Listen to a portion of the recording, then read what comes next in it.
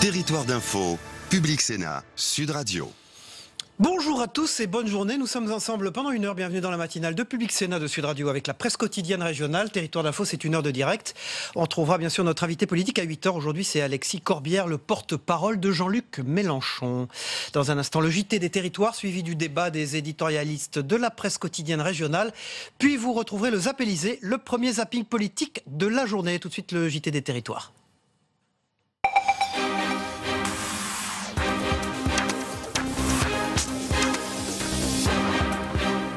C'est une première nationale. Durant 2 jours au tribunal correctionnel d'Alès, des salariés de l'abattoir du Vigan sont jugés pour maltraitance animale et sévices graves, ainsi que le gestionnaire pour infraction à la réglementation sur l'abattage. Des faits qui ont été révélés par une vidéo diffusée par l'association de protection animale L214 qui est à l'origine de cette plainte. Olivier Michel pour TV Sud. C'est par la vidéo de l'association L214 qui a révélé des maltraitances animales qu'a débuté ce 23 mars le procès de l'abattoir du Vigan. Sur le banc, 3 salariés, dont 2 accusés de maltraitance animale et 1 de sévices graves, ainsi que la communauté de communes du pays viganais, gestionnaire de l'abattoir et qui est, elle, accusée de non-conformité des équipements. On est en présence d'un abattoir quasi neuf, qui a été refait largement en 2010 pour plus d'1 million d'euros, qui a fait l'objet de rénovation constante. Monsieur Estève l'a illustré ce matin en disant on a demandé des choses, ça a été fait de suite. Donc je crois qu'on est très très loin de l'image d'Épinal d'un abattoir qui serait mal entretenu ou qui aurait manqué de moyens. Le procès nous permettra de voir, et l'audition de ce matin était quand même assez révélatrice, du fait qu'il y a aussi des erreurs humaines, il y a aussi des comportements fautifs. La CCPV, de son point de vue, a pris position en licenciant cet agent. Côté partie civile, une dizaine d'associations de protection animale a porté plainte. Parmi elles, la SPA, la Fondation Brigitte Bardot et l'association L214, une association désormais réputée pour la diffusion de vidéos illégalement enregistrées dans des abattoirs. Le slogan de l'association L214, c'est « Ouvrons les yeux sur les abattoirs » et c'est ça qu'on attend de ce procès, qu'on ouvre les yeux sur les abattoirs, qu'on voit la réalité de ce qui se passe dans un abattoir, qui est habituellement une boîte fermée et qu'on constate que dans les abattoirs, il y a une violence qui est inhérente. Même dans un abattoir comme celui du Vigan, qui est un des plus petits abattoirs français, avec des cadences qui sont très très faibles, une petite structure, des animaux qui viennent d'élevage certifiés, on voit qu'il y a une violence qui s'exerce sur les animaux. Ce premier procès du genre va se dérouler sur 2 jours, mais d'autres suivront. L214 a révélé des maltraitances animales à Pézenas, Moléon ou encore ici à Alès. Une association qui ne milite pas que pour l'arrêt des souffrances animales. L214 est une association végane qui veut supprimer la consommation de viande et poissons.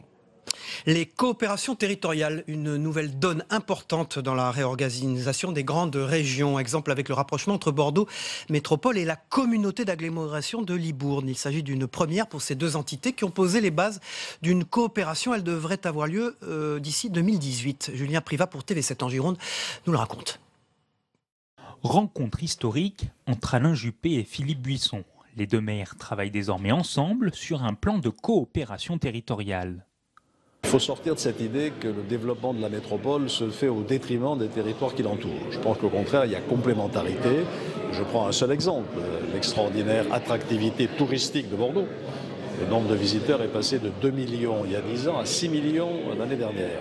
Eh bien, profite à l'ensemble du territoire et c'est quelque chose qui est gagnant-gagnant. Bordeaux Métropole et la communauté d'agglomération du Libournais, un rapprochement suggéré dès décembre 2014 par Philippe Buisson et auquel Alain Juppé a finalement répondu par l'affirmative. Depuis quelques mois, on est en phase de concrétisation. Ça fait des siècles que ces 2 territoires ne se parlent pas. On ne se méprise pas, mais on ne se parle pas, on ne faisait rien ensemble. Et je sais gré effectivement Alain Juppé, président de Bordeaux Métropole, d'avoir accepté cette coopération. Et c'est la première fois dans l'histoire de la ville de Libourne que nous recevons en tant que tel le maire de Bordeaux et le président de l'agglo. Libourne et ses environs ont beaucoup à gagner en jouant sur l'attraction de Bordeaux. Ça se voit déjà par le tourisme fluvial. L'an dernier, 18 000 vacanciers ont jeté l'ancre au port de Libourne-Saint-Émilion. Un impact économique non négligeable. Nous avons inauguré un 2e ponton l'année dernière, donc on a 2 pontons dédiés en exclusivité pour les bateaux croisières, pour les paquebots, et on va ajouter un port de plaisance cet été pour répondre également aux day cruises et aux plaisanciers. Les autres axes de développement de ce rapprochement sont l'accueil et la mobilité des populations et la valorisation des ressources locales. Le rayonnement de Bordeaux Métropole et sans doute de la Cali ira bien au-delà. Des accords ont été signés avec la ville d'Angoulême. Réflexion sur la sécurité dans les villes de demain. On part pour les Alpes-Maritimes pour l'ouverture du colloque Smart and Safe Cities. Start-up, élus, consultants, les meilleurs spécialistes de la sécurité dans les villes intelligentes viennent de s'y rencontrer. La ville de Jérusalem a présenté son dispositif de veille pour ensuite agir sur le terrain. De quoi donner des pistes de réflexion à Christian Estrosi. On l'écoute au micro de Sophie Jeanroy pour Azur TV. Ce colloque se tenait à Tel Aviv l'année dernière. Ce sont toutes les grandes start-up, tous les grands responsables de la sécurité intérieure de grandes nations qui se retrouvent ici à Safe and Smart City, c'est-à-dire comment organiser à partir des réseaux numériques la prévention du terrorisme, la sécurisation des tissus urbains, un peu sur le modèle israélien d'ailleurs, dont nous nous inspirons ici à Nice, puisque c'est une agence israélienne, l'OTAN, qui aujourd'hui nous permet de développer l'ensemble de ces réseaux à partir des objets interconnectés, des réseaux électriques intelligents. Tous les industriels liés à la recherche dans ces domaines sont présents d'ailleurs à ce colloque et à ces conférences. Long serpent de mer, le dossier médical partagé entre enfin en application. Les Côtes-d'Armor sont l'un des 9 départements qui testent ce carnet de santé numérique, regroupant toutes les informations relatives à la santé d'un patient sur un serveur en ligne. Mais les médecins n'y semblent pas très favorables. Julie Sicot pour Télé-Bretagne Ouest. Le dossier médical partagé, le DMP, arrive dans tous les hôpitaux et les cabinets médicaux des Côtes-d'Armor. Le dispositif propose à tout à chacun de stocker ses radios, ses analyses biologiques et toutes ses informations de santé sur une plateforme numérique. Un patient qui arrive via sa carte vitale, les médecins qui le prendront en charge, les équipes médicales connaîtront les éléments primordiaux dans sa prise en charge. Plus besoin d'avoir le carton, les données médicales, tout sera sur le dossier patient informatisé. L'ouverture du dossier est à l'initiative du patient et ce dernier peut supprimer des données, c'est une des nouveautés, car cet outil date d'il y a une dizaine d'années mais n'a jamais décollé. Pour cette nouvelle version, il a été confié à la Caisse primaire d'assurance maladie, la CPAM, qui a répondu notamment aux demandes des professionnels de santé. Là, on a essayé de faciliter la tâche des professionnels de santé libéraux établissements en déportant la création du dossier médical partagé par l'assuré lui-même. Et puis aussi le faire plus facile dans les logiciels métiers des professionnels de santé, que ça puisse se faire plus facilement pour alimenter le DMP. À Saint-Brieuc, ce médecin a déjà testé le DMP. Aujourd'hui, il ne compte plus l'utiliser. Il y voit une charge de travail supplémentaire et surtout un danger en termes de sécurité des données. Un jour, si vous avez par exemple besoin de souscrire une assurance pour un prêt immobilier, par exemple, le comité médical qui va vous attribuer ce prêt va avoir la possibilité, de manière plus ou moins détournée, d'aller vérifier toutes vos données médicales sur un dossier informatisé et conservé quelque part, mais vous n'en saurez rien, ce sera derrière vous. D'ici la fin de l'année, la CPAM des Côtes-d'Armor espère atteindre les 30 000 dossiers médicaux partagés créés. L'expérimentation se déroule sur 9 départements français avant un lancement national début 2018. Quand l'Aube fait la promotion de l'année Renoir à Paris, représentants du département de Troyes, historiens ou encore conservateurs étaient présents au Sénat ce mercredi. Le but, promouvoir les futures manifestations et initiatives mises en place autour de la vie du peintre Pierre-Auguste Renoir. Flavien Léger pour Canal 32 nous en parle. 2017, année placée sous le signe d'Auguste Renoir dans l'Aube. Et c'est au Sénat à Paris que l'année commence. Le but, donner une valeur internationale à l'événement. Là, au Sénat, on s'aperçoit que finalement la communication est démultipliée. On veut un retour national et un retour international. Renoir est une sorte d'ambassadeur de la peinture française, de la création artistique française à travers le monde. Donc nous aurons également beaucoup de visiteurs étrangers. C'était une occasion unique de profiter de la rénovation de la maison Renoir et donc du caractère un petit peu exceptionnel qu'on voulait lui donner pour focaliser un petit peu l'attention sur le travail qu'a fait Essois, qui est un travail magnifique quand même. Plusieurs manifestations auront lieu tout au long de l'année. Auguste Renoir est un artiste reconnu internationalement. Il fallait donc pouvoir attirer le public grâce à une nouvelle facette du peintre. La dernière exposition Renoir a eu lieu en 1969 à Troyes.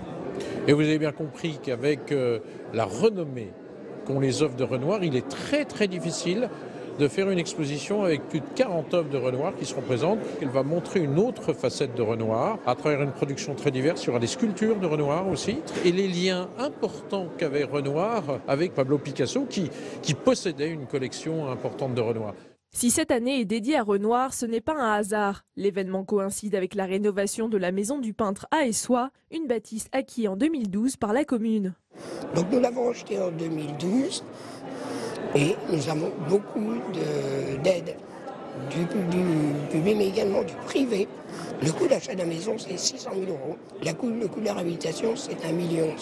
Et donc, nous avons décidé de remettre la maison dans l'état dans lequel elle était au moment où habitait Renoir. C'est une très belle maison en état. Cette période de sa vie marqua un tournant dans sa peinture. C'est vrai qu'on connaît Renoir surtout sur sa période impressionniste, quand il représente la modernité parisienne, voilà, tout le monde haussmannien. Et en 1888, il va pour la première fois à Essoyes sur le conseil de sa femme.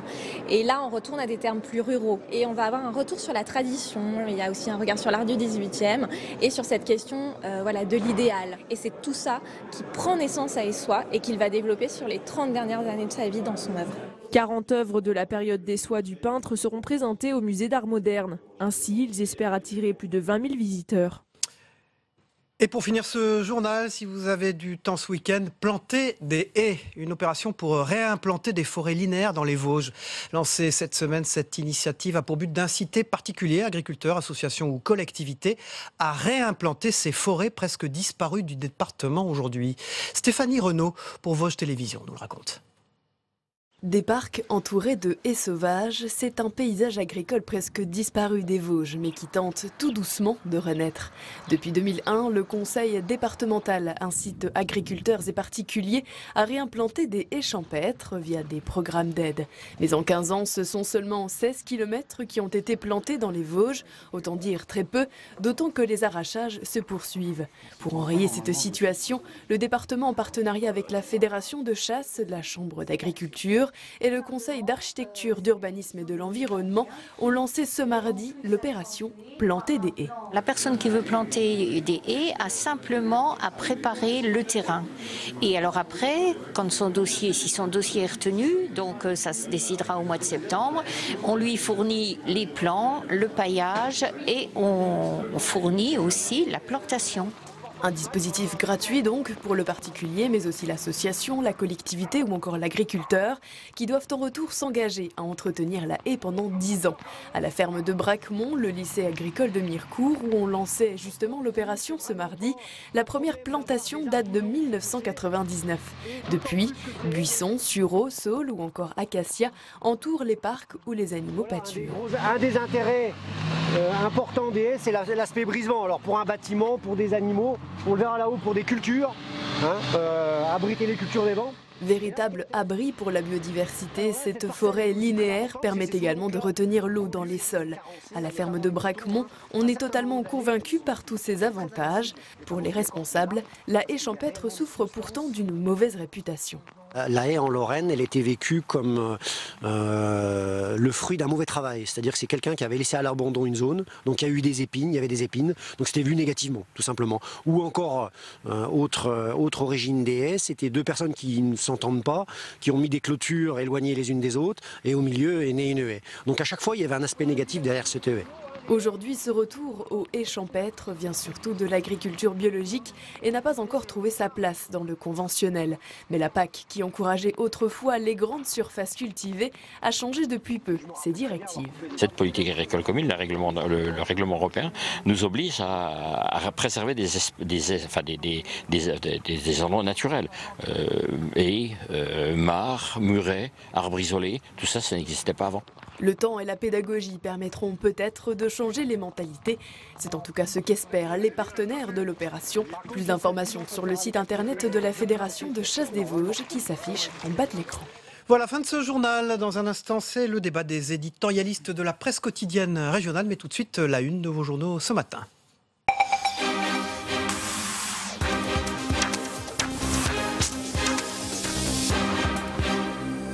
démarre avec la une de la Nouvelle République. Londres résiste. C'est la une de ce quotidien, vous le savez. Dans le télégramme, des lycéens traumatisés au lendemain de l'attaque mortelle de Londres, au cours de laquelle 3 lycéens de Concarneau ont été grièvement blessés. Leurs camarades ont pu regagner leur domicile dans la soirée. C'est dans le télégramme. Dans l'Union, le Front National mise sur ces jeunes loups. Passé la présidentielle, le Front National voudra aussi frapper fort aux législatives et pour ce faire, il renouvelle ses têtes, comme dans la Marne et les Ardennes, c'est dans l'Union de Reims. Pour Paris, Normandie, elle constitue une manne financière pour les villes et c'est la taxe d'habitation qui est à la une et c'est l'heure de la division, le titre de Paris-Normandie. Pour la Charente libre, PTP, la clause Molière à l'épreuve des chantiers. Vous le savez, cette clause Molière inventée par Vincent Youx est invitée dans le débat de la présidentielle. Sur le terrain, les travailleurs détachés sont une réalité sur tous les chantiers. Pour la Marseillaise réfugiée sur les bancs de l'école, le lycée Saint-Exupéry à Marseille possède un module d'accueil d'accompagnement, un dispositif réservé aux jeunes arrivés depuis moins de 2 ans sur notre territoire. Pour Nord-Éclair, un coup de pouce pour l'emploi des autistes. À Villeneuve-d'Ascq, permettre aux personnes autistes Asperger d'accéder au métier du numérique. La société créée par la start-up Urbilog tente d'y remédier et c'est en page 14 de Nord-Éclair. Ces jeunes d'aujourd'hui nous parlent de demain, c'est le titre de Sud-Ouest et à Bordeaux, bien sûr, ce sont des étudiants en droit. Ils essaient de décrire ce que sera l'avenir de demain dans Sud-Ouest. Ce matin, dans l'Est éclair, un écrin pour Camille. Le musée Camille Claudel de Nogent-sur-Marne ouvre ses portes au public dimanche. Et il abrite l'une des plus belles collections de sculptures du 19e siècle en France, dont 43 œuvres de Camille Claudel, c'est dans l'Est éclair. Et puis dans la Voie du Nord, à Lille, c'est la capitale des séries TV en 2018. Le ministère de la Culture doit l'annoncer aujourd'hui. Lille devrait être aux séries ce que Cannes est au cinéma et c'est dans la Voie du Nord une exclusivité. Voilà, nous allons maintenant balayer l'actualité territoriale mais aussi nationale et politique avec les éditorialistes de la presse quotidienne régionale et j'accueille sur ce plateau Jean-Pierre Bédéi de La Dépêche. Je ne sais plus si on dit du Midi, en tout cas. Oui, on dit toujours Bonjour. du Midi. Oui. Jean-Pierre Bédéi, merci. Jérôme Cordelier du Point, rédacteur en chef des éditions locales. Bonjour, merci d'être avec nous. Et Luc Laventure d'Outre-mer 360. Bonjour. Luc. Merci d'être avec nous en ce vendredi où on parle souvent des départements français d'outre-mer, on les appelle comme ça maintenant. Alors François Fillon incrimine François Hollande, vous le savez, il accuse le président de la République d'animer un cabinet noir, c'était hier soir sur France 2, il cite un livre pour accuser, le président de la République condamne avec la plus grande fermeté des allégations mensongères. Jean-Pierre Bédéi. Oui, on a eu droit à un grand moment de télévision hier soir entre le clash avec on le voit derrière vous. Christine Angot et ensuite la mise en cause du chef de l'État. Alors évidemment, l'essentiel concerne la mise en cause de François Hollande. On s'aperçoit que François Fillon est dans la contre-attaque politique. Depuis 2-3 semaines, il stagne autour de 18% dans les sondages. Ça signifie que sa campagne de victimisation ne marche pas beaucoup. Donc là, il essaie de se relancer. Jusqu'à présent, il nous avait dit qu'il voulait mettre un terme aux affaires et parler de son projet, sauf que chaque semaine ou chaque jour apporte ses révélations et qu'il est entraîné dans les affaires, à se justifier sur les affaires. Donc hier, il a porté un coup spectaculaire, parce que mettre en cause le chef de l'État, c'est quand même assez grave, assez important, sauf que par la suite, il est démenti par un des auteurs du livre qui dit ce que dit François Fillon n'est pas du tout ce que nous avons écrit.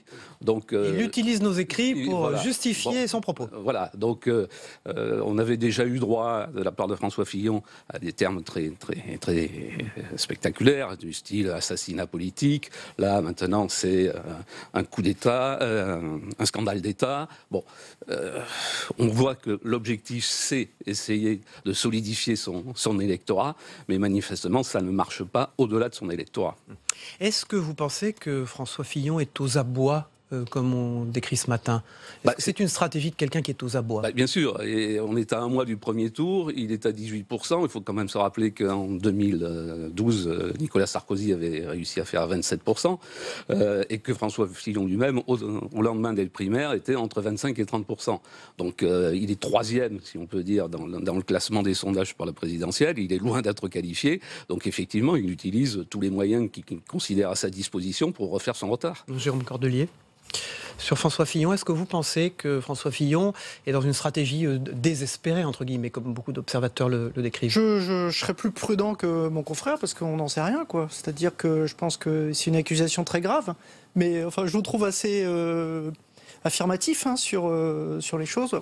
Moi, j'en sais rien. Peut-être qu'il a des choses qui vont accréditer ce qu'il a dit. Il a dit qu'il demandait surtout qu'une enquête soit diligentée suite à la publication du livre. Il faut d'abord savoir ce qu'il y a dans le livre. Et puis voilà, donc je pense que la prudence est de mise quand même. C'est les journalistes qui ont écrit ce livre qui vont y gagner, Jean-Pierre BDI, ou pas? De toute manière, en promotion du livre. La promotion du livre, oui, le livre est déjà bien parti. Moi, je ne sais pas ce qu'il y a dans le livre non plus, pour répondre à ce que disait Jérôme Cordelier. Je constate que les auteurs disent que François Fillon... auteur, Didier Assou, et il a fait une interview. Et il n'a pas dit il dit faux, il a dit... il utilise ce que vous avez dit, quoi. Après, maintenant, il faut voir ce qu'il y a dans le livre. Non, mais... Absolument. Non, mais parce que le problème, c'est que dans cette affaire, depuis le début, la parole est beaucoup plus à l'accusation qu'à la défense. Donc, c'est ce que dit François Fillon, Jérôme Cordelier. Oui, mais c'est la réalité. Non, mais c'est la réalité. Il faut aussi s'interroger sur notre rôle et notre façon de faire notre métier. Je veux dire, il faut voir un peu après les pièces, quoi. Voilà. Donc moi, j'en sais rien. Je ne peux pas du tout conclure, ni dans un sens, ni dans un autre. Je me permets de vous dire, je vous trouve un peu hâtif, quoi. Voilà.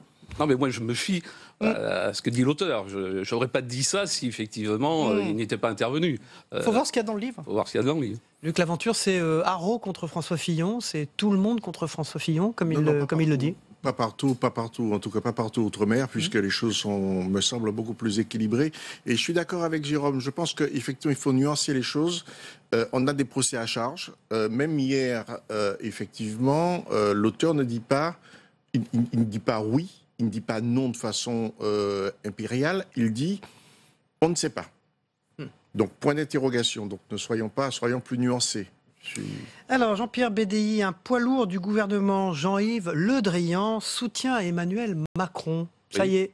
Oui, annoncé dans Ouest France. C'est pas une surprise. Ça faisait quand même plusieurs semaines que l'information était dans l'air. Bon, c'est un nouveau coup dur pour Benoît Hamon. Ça risque d'annoncer d'autres ralliements de membres du gouvernement. Donc effectivement, on voit bien que le vote utile est en train de jouer en faveur d'Emmanuel Macron. Et ce qui est surtout dramatique pour Benoît Hamon, c'est qu'on s'aperçoit que non seulement il y a des poids lourds de la politique qui le quittent, mais que manifestement une grande partie de son électorat aussi, puisqu'on s'aperçoit que les courbes entre Mélenchon et Hamon sont en train de s'inverser et que Mélenchon est en train de passer devant Hamon. C'est le déclic du débat, ça, qui a eu lieu pour Jean-Luc Mélenchon? Cette progression, après débat où on a dit au fond qu'il avait été réussi pour lui. Oui, il a été plutôt réussi pour lui et pas du tout réussi pour Benoît Hamon. Donc effectivement, ça peut expliquer en partie cette inversion des courbes, mais je pense que le mouvement est plus profond que ça. C'est-à-dire qu'effectivement, les électeurs socialistes se rendent compte que le vote utile, maintenant, c'est Emmanuel Macron. C'est un véritable poids lourd qui le rejoint. Oui, Jean-Yves Le Drian, c'est même le poids lourd qu'il fallait débaucher, si je puis dire, de tous les ralliements, parce qu'il y a quand même beaucoup de ralliements de gens, etc. C'est après Gérard Collomb et dans une certaine mesure Bertrand Delanoë, parce que Bertrand Delanoë est quand même retiré de la politique, même s'il a une aura importante. Mais je veux dire, Gérard Collomb au local, parce qu'il s'entend bien avec tous les maires, tous les grands seigneurs locaux, Gérard Collomb, qu'il soit de droite ou de gauche. Et ensuite, Jean-Yves Le Drian, ça c'est sûr que c'est deux poids d'importance. Emmanuel Macron, vous pensez qu'il va encore progresser? On a l'impression d'une dynamique formidable sur sa campagne depuis quelques jours. Oui, apparemment, je veux dire, on avait dit pendant longtemps que c'était une aventure personnelle, que c'était une bulle, etc. Bon, on s'aperçoit que manifestement, le phénomène est plus solide que ça. Alors on sait aussi que dans une élection, il y a toujours une dynamique, que le succès va au succès. Donc on peut penser qu'effectivement, ça va continuer, surtout si la gauche est aussi démobilisée que ça. Alors, avec un problème possible aux législatives qui suivront la présidentielle en juin. Oui, bien évidemment, à force pour trouver une majorité. De rallier à droite et à gauche, il va bien falloir constituer une majorité. C'est là que les choses vont se compliquer pour lui. Cela dit, si effectivement il est élu président de la République et que ni François Fillon ni le candidat de gauche n'est au second tour, ça risque quand même sérieusement tanguer, voire exploser dans ces deux partis. Et donc il peut essayer à l'occasion d'une recomposition du paysage politique, effectivement constituer une majorité. Mais ça sera effectivement très difficile. Luc Laventure, en Outre-mer, le programme d'Emmanuel Macron à La Réunion et à Mayotte, justement. Ça se passe plutôt bien, en fait ça s'annonce plutôt bien. Emmanuel Macron sera ce week-end d'abord à La Réunion où il est reçu de façon assez chaleureuse. Il sera reçu, je suppose, de façon chaleureuse, avec un grand meeting.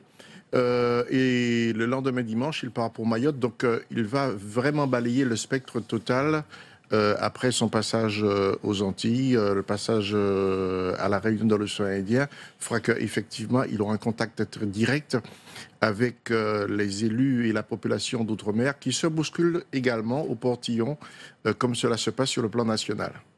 Alors, une situation sociale tendue dans un des départements français, la Guyane. C'est le mot qu'on puisse Elle dire. est tendue au point que le lancement de la fusée Ariane va être reporté.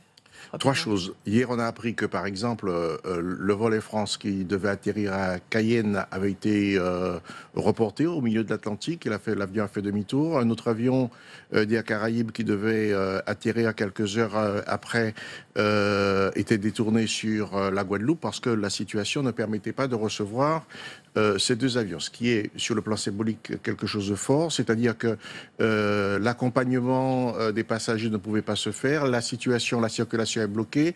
Les lycées, les écoles sont fermées sur ordre du recteur parce que là aussi la circulation est bloquée. Et puis, effectivement, il y a l'histoire de la fusée Ariane 5, qui devait lancer deux satellites, un brésilien, un nord-coréen, reporté sine die. Donc, effectivement, perte sèche pour Ariane. Merci Luc Laventure. Jérôme Cordelier, on passe au point, les éditions locales de ce magazine Cannes. Une méthode de Lisnard, c'est le maire de Cannes, passé au crible par vos journalistes. Comment ce jeune maire, au fond, bouscule la politique Et oui, parce que David Lisnard, vous savez, c'est l'étoile montante un peu des Républicains. Hein. S'il a accepté de quitter Cannes, parce qu'il est tellement attaché à sa ville que pour l'instant, voilà, il reste. Mais c'est vrai qu'il a une façon de gérer sa ville. D'abord, il quadrille très très bien le terrain. C'est vraiment un vrai maire, quoi. Enfin voilà, je l'ai vu, moi je l'ai suivi, donc je l'ai vu comment il est attentif à la propreté, la sécurité. Il est très très fort sur la rigueur budgétaire. Et vous savez, il avait été élu dans des conditions très difficiles parce qu'il y avait une guerre fratricide à droite avec l'État barreau, etc. Il a mis toute la ville en... Voilà, il a succédé à Bernard Brochant, il était premier adjoint de Bernard Brochant, il a mis la ville en coupe réglée et puis pour l'instant il fait un sans faute, on peut dire, puisque c'est même un ex du clan Tabarot qui me l'a dit, donc qui est pas forcément favorable à David Lisnard et voilà, je pense il y a des choses à prendre, voilà, c'est un petit labo Cannes. C'est un nouveau venu en politique au fond qui se débrouille bien, le maire de Cannes. Oui, c'est souhaitable que ça se renouvelle un petit peu le personnel politique, parce que justement c'est ce qu'on attend aussi de cette élection présidentielle et des législatives qui vont suivre, c'est-à-dire qu'émerge un nouveau personnel polique. Voilà, avec Neuilly, les visuels de la nouvelle avenue Charles de Gaulle aussi dans le Oui, point. Voilà, ça c'est une petite exclusivité quand même. Vous savez, l'avenue Charles de Gaulle, c'est cette traçante entre la grande arche et la porte Maillot, donc voilà, c'est très très important pour les Neuilliens. Jérôme Cordelier, merci du point. Jean-Pierre Belli de La Dépêche. La une de La Dépêche, c'est les 60 ans du traité de Rome, qui sera célébré demain. Donc on a constitué un gros dossier de 6 pages là-dessus avec des interviews de Hubert Védrine et de Pascal Lamy notamment. Ça c'est Hubert Védrine et Pascal Lamy. Voilà, dans La Dépêche aujourd'hui. Voilà, Luc Laventure, merci d'avoir été le porte-parole des départements d'outre-mer dans cette matinale avec votre site télévisuel. Outre-mer 360. Vous l'avez dit. Merci à vous. On passe à la météo des territoires, le temps qu'il fera en France aujourd'hui et ça s'améliore. La météo vous est présentée par Terroléo Pro avec le concours de l'Assemblée des départements de France.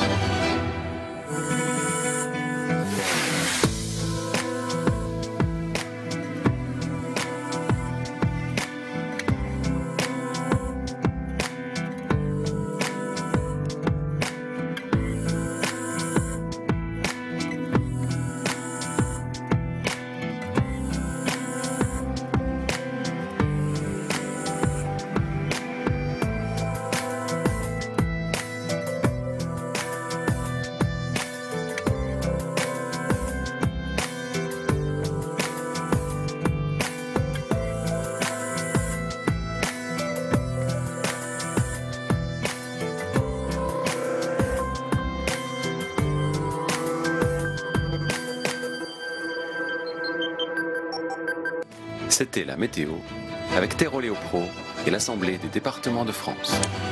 Voilà, élu que l'aventure me fait remarquer qu'Outre-mer 360, c'est une télévision et un site internet, c'est les deux. Voilà, on passe au Zappélisé, le premier zapping politique des matinales d'info. On le regarde ensemble.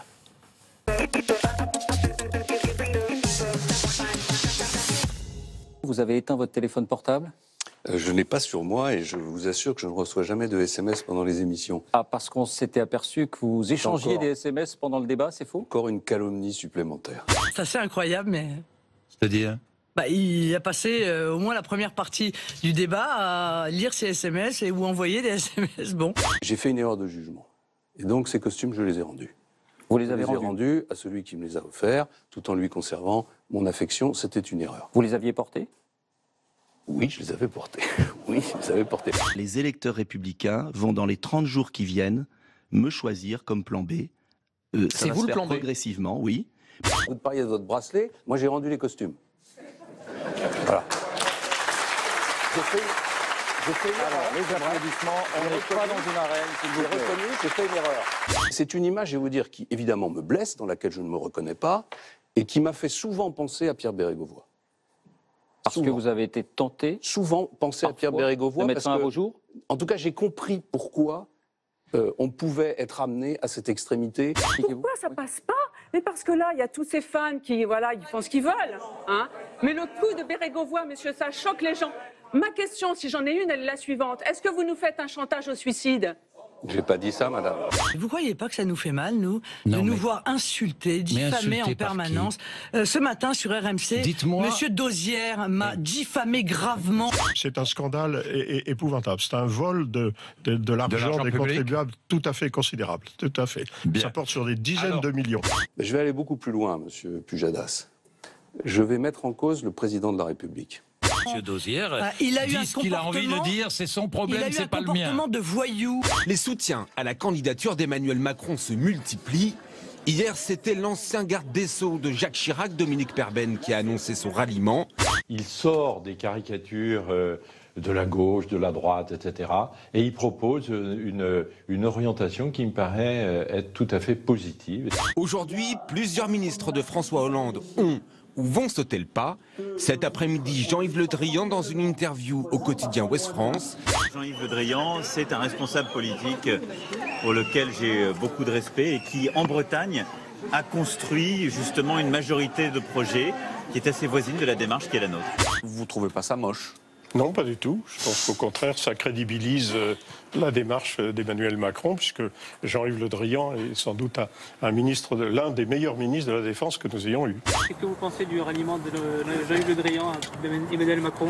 Je suis ici pour parler de la défense de la France, pas du ministre de la Défense.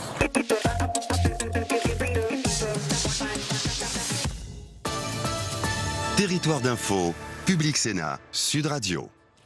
Voilà, et l'invité politique de Public Sénat de Sud Radio avec la presse quotidienne régionale ce matin, c'est Alexis Corbière. Bonjour, merci d'être avec nous. Vous êtes le porte-parole de Jean-Luc Mélenchon et pour vous interroger à mes côtés ce matin, Christophe Bordet de Sud Radio. Bonjour Christophe. Et Michael Zamès de Public Sénat. Bonjour Michael. Bonjour. Alexis Corbière, François Fillon incrimine François Hollande. Il accuse François Hollande d'animer un cabinet noir. Il cite un livre pour accuser.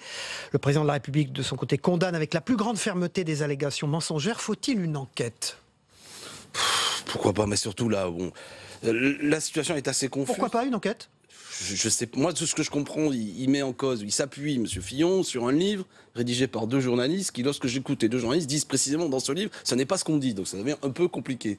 Après, il est possible que dans l'entourage du président de la République, franchement, il faudrait être naïf pour ne pas le croire, il y ait des gens qui s'intéressent, évidemment. Est-ce que pour vous, ce sont des accusations graves ? Oui, de la part de François Fillon, c'est grave, mais ça participe aujourd'hui un peu à ce climat où après une boule puante d'un côté, je t'en envoie une autre de l'autre, etc. Instrumentalisation ? Oui, puis surtout, vous me faites commenter là-dessus, je le comprends, mais je crois que beaucoup de gens, quand on regarde ça par rapport au problème du chômage, des problèmes de la détérioration des conditions de vie, de l'alimentation, je pense aux agriculteurs et leurs difficultés. Enfin, franchement, alors qu'on est à 30 jours maintenant du premier tour de l'élection présidentielle, est-ce que le débat, ça doit être les costumes de M. Fillon, le cabinet noir de Bédune ? Étant dit, les affaires, ça fait aussi partie du débat, malheureusement ou heureusement, je ne sais pas, mais ça fait partie du débat. Attendez. Est-ce que vous craignez, par exemple, que François Hollande et puis abuser de sa position de président de la République. Ah, il a abusé pendant 5 ans de sa position de président de la République, ça c'est clair, pour mener une politique qu'on n'attendait pas. C'est ça qui est sérieux. Je veux qu'on parle de ça, du fait que par exemple, moi qui ai appelé à battre Nicolas Sarkozy à utiliser le bulletin de vote François Hollande, il y avait une chose qu'il avait dit, je renégocierai le traité Sarkozy-Merkel au niveau européen. Il ne l'a pas fait.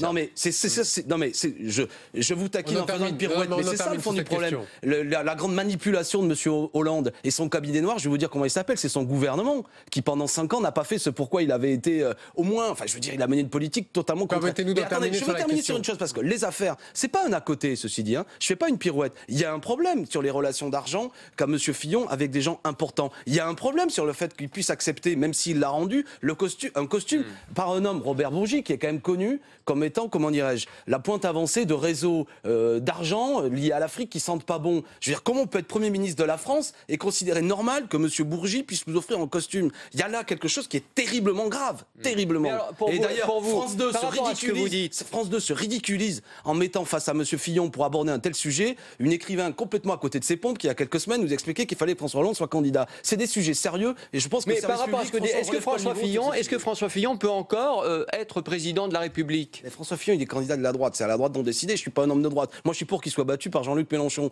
Au bout d'un moment, faut arrêter. Ça, c'est le système des primaires. On est censé avoir une opinion sur alors, à droite qui doit être le candidat, au PS qui doit être le candidat. Moi, je m'en fiche, j'ai mon candidat. Si la droite a considéré qu'il fallait désigner M. Fillon et qu'ils ont même décidé de le garder... en tant que citoyen, vous jugez ça comment? Je juge qu'avec mon bulletin de vote, il faut dégager M. Fillon, ça c'est clair. Ah, voilà. Ah, mais j'invite pas la droite à donner... Je pense d'ailleurs, je vais répondre plus sérieusement, je connais des gens de droite, la grande majorité, qui sont des gens honnêtes, et qui méritent mieux. Vous voulez mon opinion? Ils méritent mieux. Et la droite, qui est un courant politique que je combats, je suis quand même attristé qu'il soit représenté par un homme qui a ce genre de problème. Mais c'est leur choix, c'est le système pervers des primaires. J'ai fait un livre là-dessus d'ailleurs qui s'appelle Le piège des primaires. Je pense que c'est un système de dingue qui est là en fait pour essayer encore de faire tenir debout des partis politiques, le PS et la droite aujourd'hui, les Républicains.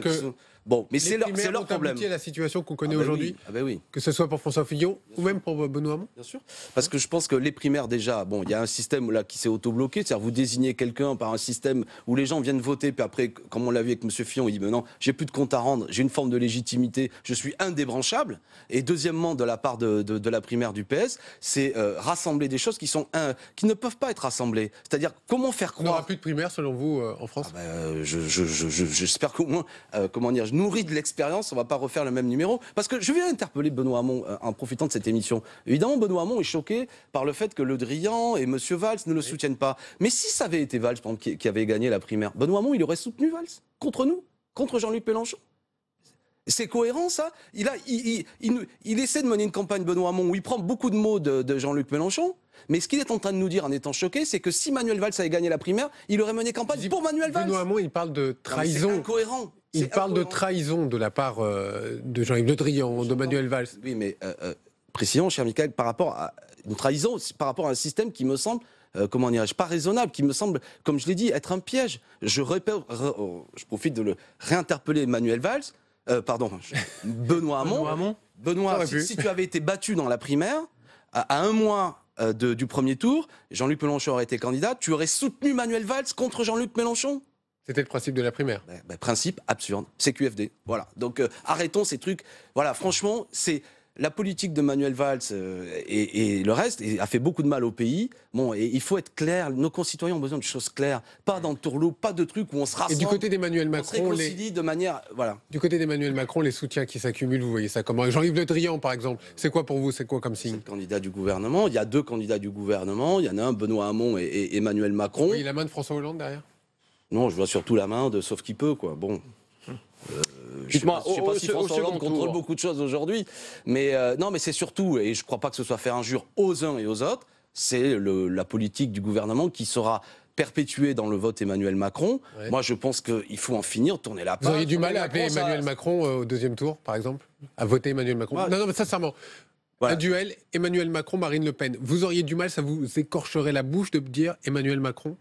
J'ai pour ligne de conduite pour l'instant, comme je souhaite que ce ne soit pas ce second tour, et que je pense que c'est un problème démocratique qu'on veuille nous imposer un type de deuxième tour uniquement en raison des sondages. C'est la sondocratie qui domine tout, et cette sondocratie elle a été souvent battue dernièrement par les résultats.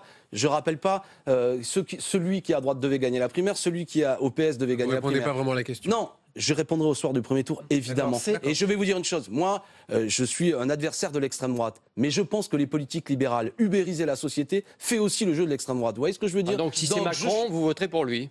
S'il se retrouve face à Le Pen. J'essaie de vous dire qu'à 30 jours du premier tour, si on est un homme raisonnable, on passe pas son temps à commenter si un deuxième tour imposé, on se bat pour faire en sorte que ce soit notamment Jean-Luc Mélenchon qui soit au second tour. Et c'est possible. Alexis Corbière, le porte-parole de Jean-Luc Mélenchon, qui est notre invité ce matin. Alexis Corbière, plusieurs sondages donnent Jean-Luc Mélenchon devant Benoît Hamon. Est-ce que c'est un déclic d'après débat, ça? On a dit que Jean-Luc Mélenchon avait particulièrement réussi ce débat. Et ça a pesé, près de 10 millions de gens qui ont regardé. 2 jours auparavant, nous avions rassemblé une immense manifestation pour la 6ème République qui, je dois dire franchement, m'a moi-même surpris le niveau de mobilisation. Vous voyez, hier soir, j'ai pas pu regarder la télévision, j'étais en réunion publique. Il y a chaque semaine 30 à 40 réunions publiques. On mène campagne. Il y a près de plus de 300 000, on appelle ça des insoumis, des gens qui s'inscrivent, qui participent à la campagne. On sent bien une grosse campagne. Changer la donne. J'entends bien, mais je veux dire, c'est à un moment donné un débat. Il est important quand, effectivement, Jean-Luc Mélenchon, il a montré une cohérence et ça s'appuie sur une mobilisation. Alors, les sondages, ça vient, mais c'est clair que ça crée une ambiance qui montre que nous sommes en dynamique et qui, franchement, en plus, pose un problème, me semble-t-il, à la candidature de Benoît Hamon, qui reposait sur 2 argumentaires. Je suis le vote utile parce que les sondages me mettent devant Jean-Luc Mélenchon, et deuxièmement, je suis le seul qui peut rassembler mon camp. Il rassemble pas son camp et il est derrière nous. Si Hamon continue de baisser, est-ce que, à la limite, il devra se retirer au profit de Mélenchon pour faire gagner la gauche? Mais depuis moi, le problème de ce genre de situation, c'est que c'est arrogant en vérité, de dire aux uns et aux autres retire-toi, machin. Voilà, chacun doit tirer. Non, mais s'il reste, il peut faire perdre la gauche. Oui, mais cher Christophe Bordet, je ne pose pas le problème comme ça. Et moi, en plus, ce qui fait la force de Mélenchon, c'est qu'on parle pas seulement à la gauche, parce que beaucoup de gens aujourd'hui, ce qu'on appelle la gauche, c'est d'une telle confusion après 5 ans de François Hollande. Je vais vous dire une chose, et je le constate en plus parce que Mélenchon, il a plu même à des gens de droite. Précisément sur la base des affaires. J'en ai des témoignages concrets, des gens qui viennent me dire, on commence à me connaître, ton Mélenchon, ce n'est pas que la gauche. C'est ce que je constate. Il rassemble plus largement. Je constate que dans ce moment de désordre, vous avez des gens qui se disent tiens, lui il est bien parce qu'il a un discours, il a une stature d'homme d'État, il est cohérent, il est honnête, etc. Et j'en veux pour témoignage. Ça m'est arrivé 2 fois ces derniers jours de gens qui me disent votre Mélenchon, je suis pas toujours d'accord avec lui, mais je pense que je vais voter parce que il me semble être le seul qui veut passer le coup. Donc ça devient le vote utile. C'est ça que vous êtes en train de dire ce matin. C'est le vote utile. C'est pour beaucoup de gens un vote qui semble effectivement à la hauteur du rendez-vous. Utile pourquoi? Le problème du vote utile, ce que j'aime pas, c'est que souvent par le passé c'était un vote de résignation qui consistait à dire je vote pas vraiment pour mes idées. Bon, le vote Mélenchon, c'est quand même un vote qui propose la fin de la 5e République, mettre en œuvre une nouvelle République avec de nouveaux droits pour les citoyens, notamment le droit de contrôler les élus. Et qui prône le dégagisme. Est-ce que le dégagisme tel qu'il a été prôné place de la République, on l'a entendu sur cette place de la République, est-ce que c'est suffisant comme mot d'ordre dans une campagne présidentielle? Évidemment non. On a un programme de 357 propositions. Presque ça. Presque que ça. Attendez. Le grand coup de balai. En tout cas, ça imprime. Non, mais de quoi s'agit-il? Parce qu'au bout d'un moment, il ne faut pas effrayer les gens. On pense que la monarchie présidentielle de la 5e République, il faut en finir. Que ça commence à sentir mauvais. Parce que ce que nous décrivons, ce système qui met à distance les citoyens, de l'abstention, je veux terminer là-dessus. Et il y a un sentiment, lors des rendez-vous électoraux, on constate que beaucoup de gens utilisent leur bulletin de vote pour dégager une classe politique qui juge liée à cette 5e République.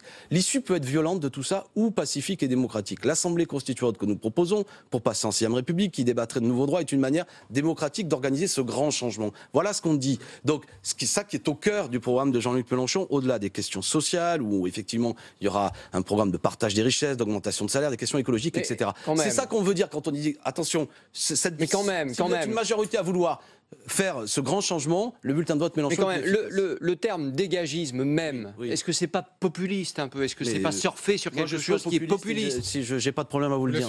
Ouais, je pense qu'aujourd'hui, du moins je n'aime pas qu'on utilise ce mot pour un peu disqualifier et ne rien dire. Parce que c'est un mot fourre-tout. Alors tout le monde y est. Le Pen, Trump, Poutine, je sais pas quoi, et même Mélenchon. Et le problème, c'est que là, la racine de ce mot, c'est le mot peuple. Et c'est toujours méprisant. Si vous voulez faire d'un moi un homme qui veut être la voix du peuple, un homme du peuple, moi je suis enseignant, je ne suis pas élu, voilà, et qui veut porter l'aspiration de beaucoup de gens au changement. Populiste et populaire, c'est pas la même chose.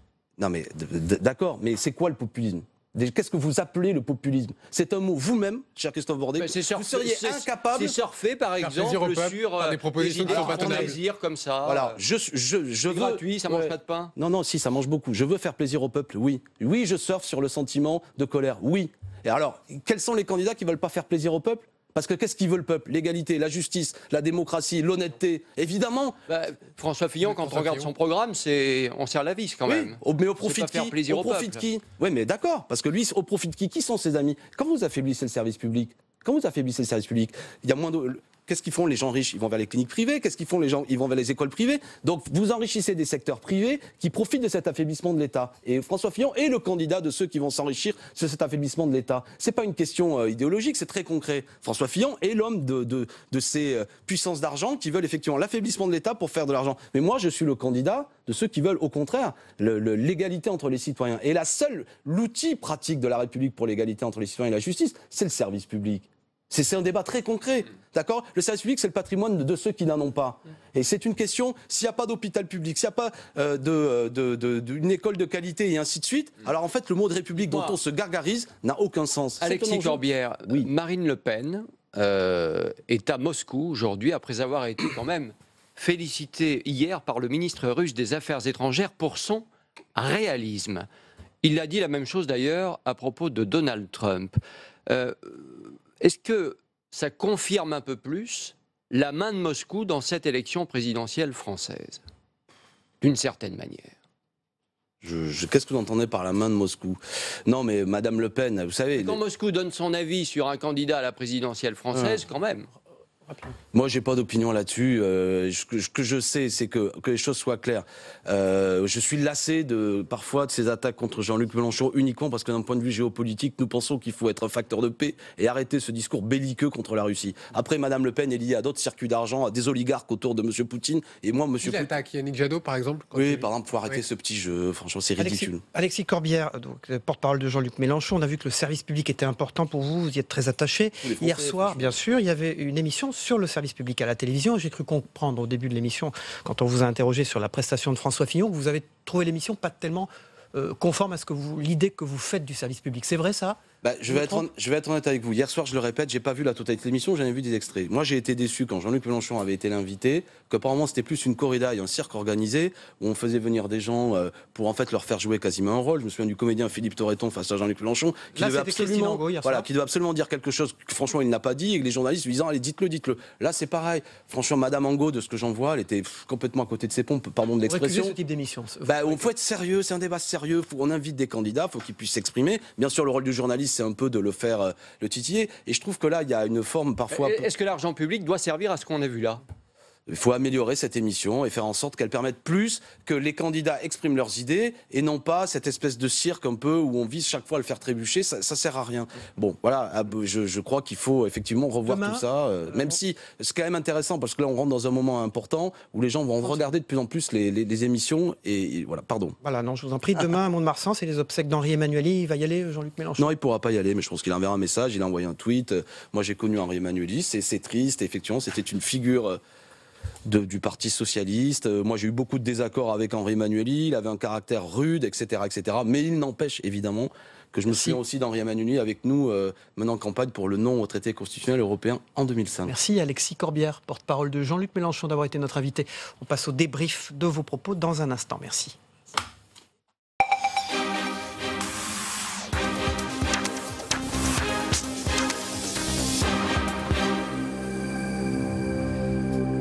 Voilà, bien j'accueille sur ce plateau André Crête-Nant pour le débrief de l'actualité et de notre invité politique ce matin, Alexis Corbière, le porte-parole de Jean-Luc Mélenchon. Bonjour André Crête-Nant, vous êtes le directeur de l'information de TV5 Monde, notre partenaire qui diffuse Territoire d'info sous forme des meilleurs moments des interviews politiques tout le week-end sur les 9 antennes à travers le monde de cette chaîne de télévision, de ce réseau francophone. Bonjour, rebonjour Jérôme Cordelier, rédacteur en chef du Point des éditions locales, d'être avec nous pour débriefer. Merci d'être avec nous pour débriefer donc les propos d'Alexis Corbière. Alors, il y a un problème que François Fillon ait accepté les costumes de l'avocat Robert Bourgi, a dit Alexis Corbière il y a un instant, et il a prolongé tout cela en disant que si la droite a considéré qu'il fallait désigner M. Fillon, tant pis pour elle. Vous avez entendu ? Oui, bien sûr, j'ai écouté, puisqu'on fait le débrief, c'est la moindre des choses d'écouter. Oui, effectivement, il y a la question des costumes. Il y a quand même toujours cette attitude un peu étrange de la part de François Fillon de ne pas comprendre pourquoi cela peut poser problème. C'est-à-dire d'être en situation de devoir rendre à un moment donné. Il y a sa fameuse interjection « et alors ?» Vous pensez qu'il n'a pas compris, quoi, ce qu'on lui reprochait? On a le sentiment qu'il n'a pas compris. Est-ce qu'il a compris, il ne veut pas l'admettre? On a le sentiment qu'il n'a pas compris, que ça ne peut pas le mettre en difficulté. Non, moi, ce qui me frappe dans l'intervention d'hier, c'est cette notion de complot, au fond. C'est-à-dire qu'il pourrait y avoir un cabinet noir à l'Élysée. C'est-à-dire alors même qu'on n'a aucun élément. Et on est déjà tellement dans un monde où circulent les fausses informations, ce qu'on appelle les fake news, etc., de voir tout à coup un ancien Premier ministre qui dit « il y a un cabinet noir » et donner le sentiment qu'il puisse y avoir complot, je trouve que c'est très dangereux. La question suivante que ça induit, Jérôme Cordelier, c'est y a-t-il toujours eu des cabinets noirs au fond? Est-ce que voilà, qu'est-ce que vous en pensez? Est-ce qu'il y a cabinet noir? Je suis pas un grand spécialiste. La question à Alexis Corbière, faut-il mener une enquête? Il n'a pas vraiment répondu. Hein. Évidemment qu'il faut mener une enquête. C'est ce qu'a demandé d'ailleurs François Fillon hier. Hein. C'est-à-dire qu'une enquête soit diligentée avec la même diligence qu'on a diligenté une enquête sur lui. Quoi. Oui, enfin sur la base d'accusations qui sont faites dans un livre et que le journaliste lui-même qui a écrit ce livre dément ce matin. Donc c'est compliqué, voir le livre. On va pas non plus on n'a pas vu le livre, lancer des enquêtes sur tout. Il faut voir le livre. Peut-être qu'il y a des choses. Visiblement, François Fillon l'a lu. Donc voilà, faut voir. C'est sûr que c'est une accusation très grave. Je suis d'accord avec André. Donc il faut espérer évidemment que quand il porte cette accusation de la façon solennelle dont il a porté, qu'il ait voilà, des arguments derrière. Voilà, et je pense que c'est le cas, puisque sinon, qu'un ancien Premier ministre attaque comme ça, cible directement et solennellement le président actuel de la République, évidemment, c'est que forcément, il y a quelque chose derrière. Quoi. Alors, le président de la République a réagi et a réfuté absolument. Oui, pour l'instant, c'est parole contre parole. Il faut une enquête. Mais voilà, il y a cette notion de soupçon. On instille un nouveau soupçon dans la campagne. Alors, on va parler de François Fillon toujours par rapport à ce qu'a dit Alexis Corbière. Si la droite a considéré qu'il fallait désigner M. Fillon, tant pis pour elle.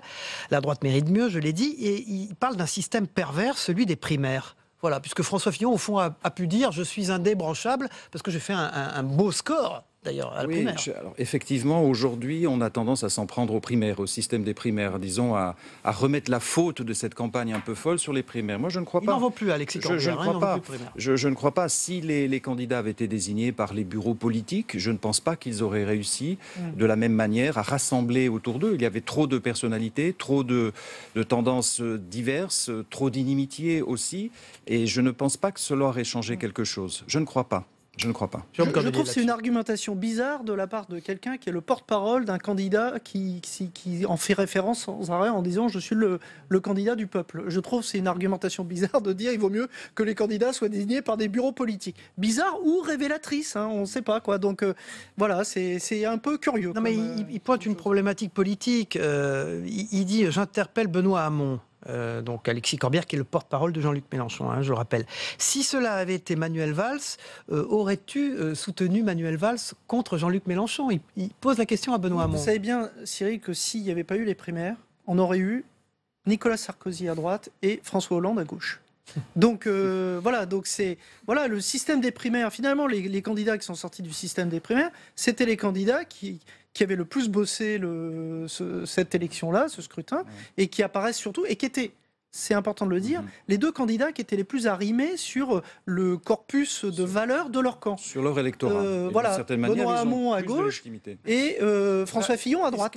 Donc ça veut dire raison de dire je suis trahi de toutes parts au fond. Hein, pardon Benoît Hamon a dit je suis trahi de toutes parts. On a vu donc le ralliement de Jean-Luc Le Drian, on voit un certain nombre de ministres du gouvernement qui prennent parti pour Emmanuel Macron. Donc il y a une vraie légitimité à dire ça. C'était attendu. Hein, enfin il y avait des promesses faites, des engagements pris à la primaire.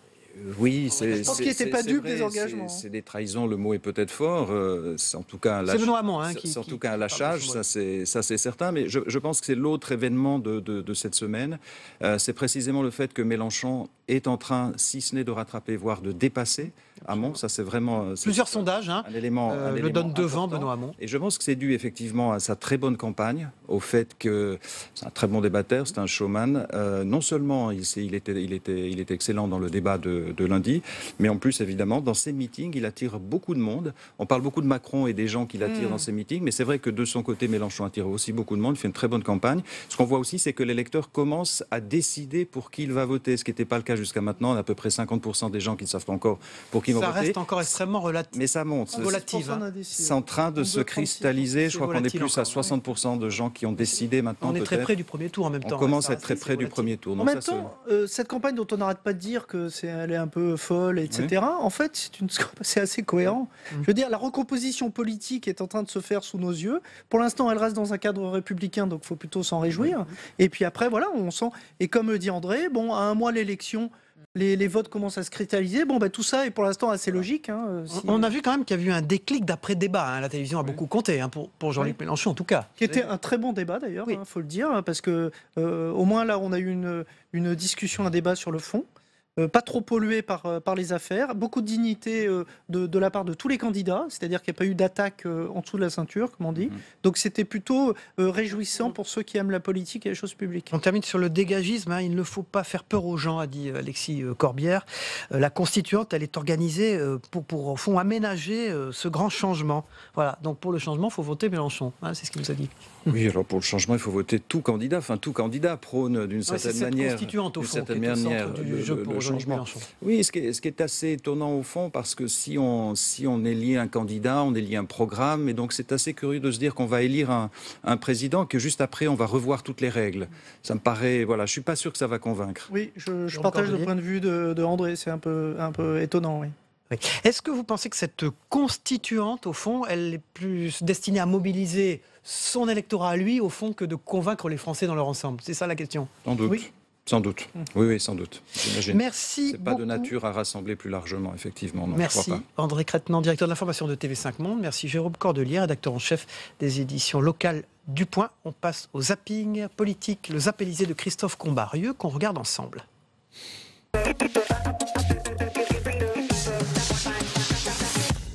Vous avez éteint votre téléphone portable ? Je n'ai pas sur moi et je vous assure que je ne reçois jamais de SMS pendant les émissions. Ah, parce qu'on s'était aperçu que vous échangiez des SMS pendant le débat, c'est faux ? Encore une calomnie supplémentaire. C'est assez incroyable, mais... C'est-à-dire ? Il a passé au moins la première partie du débat à lire ses SMS ou envoyer des SMS. Bon. J'ai fait une erreur de jugement. Et donc ces costumes, je les ai rendus. Vous les avez rendus à celui qui me les a offerts, tout en lui conservant mon affection. C'était une erreur. Vous les aviez portés ? Oui, je les avais portés. Oui, je les avais portés. Les électeurs républicains vont dans les 30 jours qui viennent me choisir comme plan B. Ça va se faire progressivement, oui. Vous parliez de votre bracelet, moi j'ai rendu les costumes. Voilà. Alors, les applaudissements, on n'est pas dans une arène, s'il vous plaît. J'ai fait une erreur. C'est une image, je vais vous dire, qui évidemment me blesse, dans laquelle je ne me reconnais pas, et qui m'a fait souvent penser à Pierre Bérégovoy. Parce que vous avez été tenté souvent penser à Pierre Bérégovoy. De mettre fin à vos jours ? En tout cas, j'ai compris pourquoi on pouvait être amené à cette extrémité. Pourquoi ça passe pas? Mais parce que là, il y a tous ces fans qui, ils font ce qu'ils veulent. Mais le coup de Bérégovoy, monsieur, ça choque les gens. Ma question, si j'en ai une, elle est la suivante. Est-ce que vous nous faites un chantage au suicide? J'ai pas dit ça, madame. Vous croyez pas que ça nous fait mal, nous, de nous voir insultés, diffamés en permanence? Ce matin, sur RMC, monsieur Dosière m'a diffamé gravement. C'est un scandale épouvantable. C'est un vol de l'argent des contribuables tout à fait considérable. Tout à fait. Bien. Ça porte sur des dizaines de millions. Je vais aller beaucoup plus loin, monsieur Pujadas. Je vais mettre en cause le président de la République. Monsieur Dosière il a eu dit ce qu'il a envie de dire, c'est son problème, c'est pas le mien. Il a eu un comportement de voyou. Les soutiens à la candidature d'Emmanuel Macron se multiplient. Hier, c'était l'ancien garde des Sceaux de Jacques Chirac, Dominique Perben, qui a annoncé son ralliement. Il sort des caricatures de la gauche, de la droite, etc. Et il propose une orientation qui me paraît être tout à fait positive. Aujourd'hui, plusieurs ministres de François Hollande ont ou vont sauter le pas. Cet après-midi, Jean-Yves Le Drian, dans une interview au quotidien Ouest France. Jean-Yves Le Drian, c'est un responsable politique pour lequel j'ai beaucoup de respect et qui, en Bretagne, a construit justement une majorité de projets qui est assez voisine de la démarche qui est la nôtre. Vous trouvez pas ça moche? Non, pas du tout. Je pense qu'au contraire, ça crédibilise la démarche d'Emmanuel Macron, puisque Jean-Yves Le Drian est sans doute l'un des meilleurs ministres de la Défense que nous ayons eu. Qu'est-ce que vous pensez du ralliement de Jean-Yves Le Drian à Emmanuel Macron? Je suis ici pour parler de la défense de la France, pas du ministre de la Défense. Voilà, c'est la fin de Territoire d'Info. Demain matin, je vous retrouve à 7h30 pour une matinale spéciale avec les meilleurs moments des entretiens politiques de la semaine. Et puis lundi, on se retrouve de manière régulière sur l'antenne de Public Sénat. Merci à tous et bon week-end.